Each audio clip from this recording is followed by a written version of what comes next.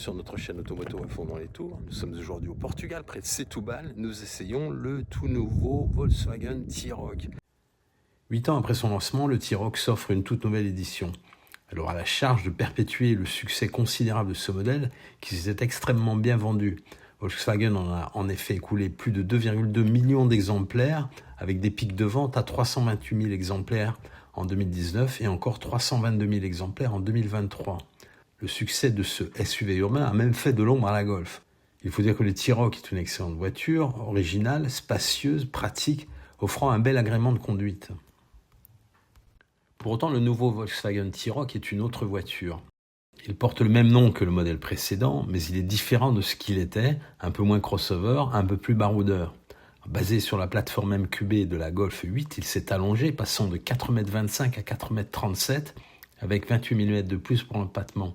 Ce n'est donc plus tout à fait un SUV urbain, mais un vrai modèle compact. Alors, pour rappel, le tout premier Tiguan, lancé en 2007, mesurait 4,42 m.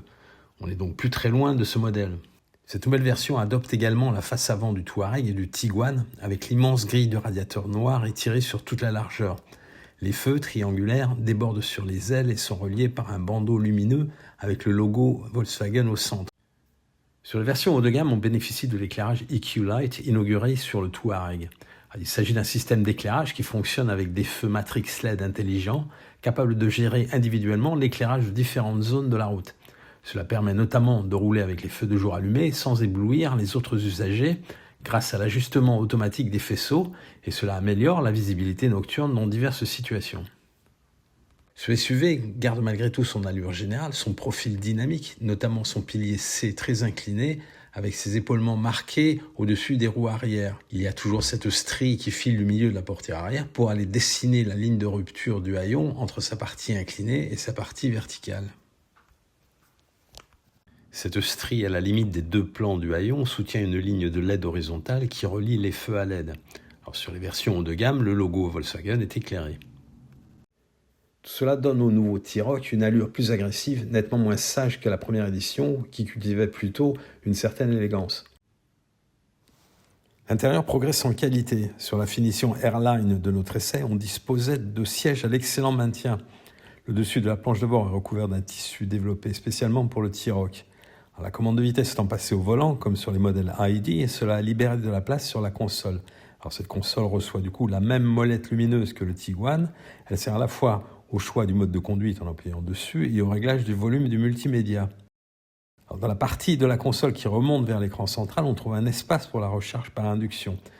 Cela permet de jeter un coup d'œil en cas de besoin à l'écran de son smartphone. Ce T-Roc adopte le même écran central tactile de 12,9 pouces que la Golf. Alors, il fonctionne avec le nouveau système multimédia MIB4, plus rapide, plus pratique, plus ergonomique.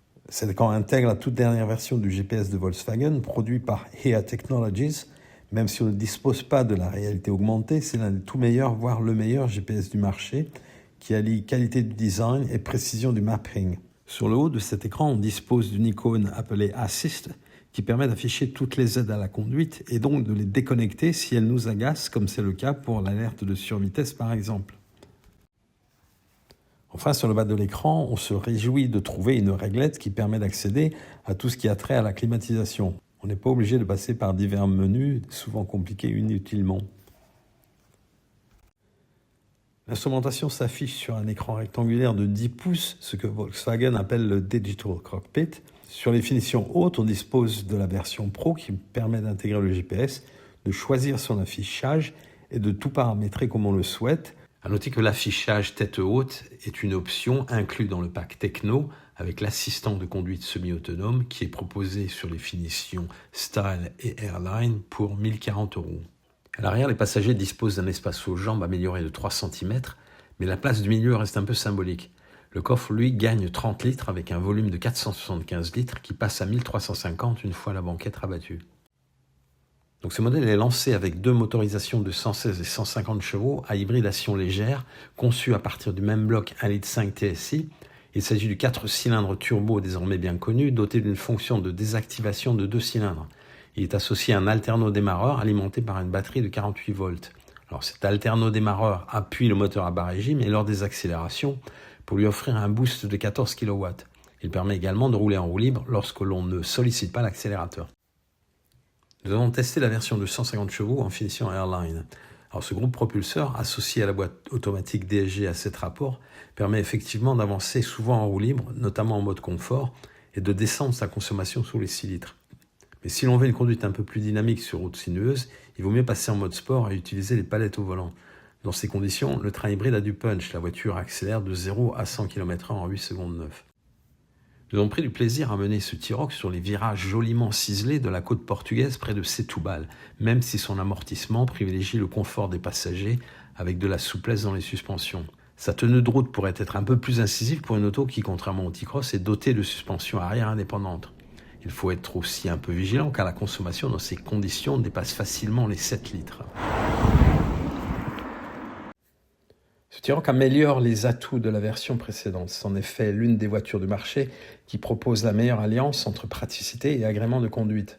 La clientèle risque cependant de préférer la version de 116 chevaux, nettement plus abordable à 29 990 € que la version de 150 chevaux, vendue 41 000 € en finition Style et 42 500 € en finition Airline.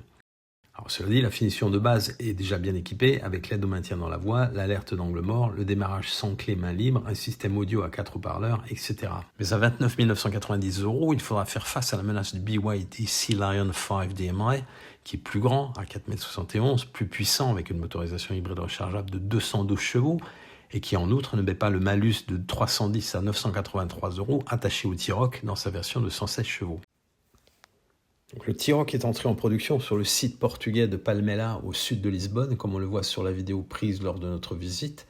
C'est le moment précis où l'on assemble la partie basse avec les trains roulants et le moteur au reste de la caisse. Cette usine a une capacité de production de 950 véhicules par jour, de 230 000 par an. De quoi faire face à la demande.